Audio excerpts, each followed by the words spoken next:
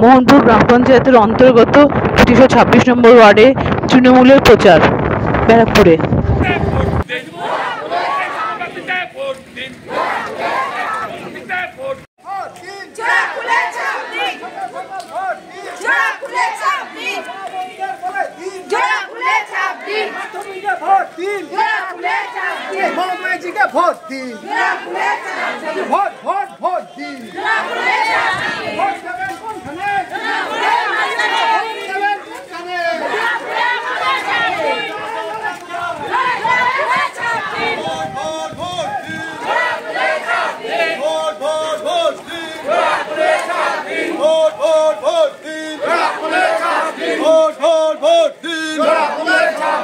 সবাইকে বলে দিন, গলিতে বলে দিন, গলিতে বলে দিন।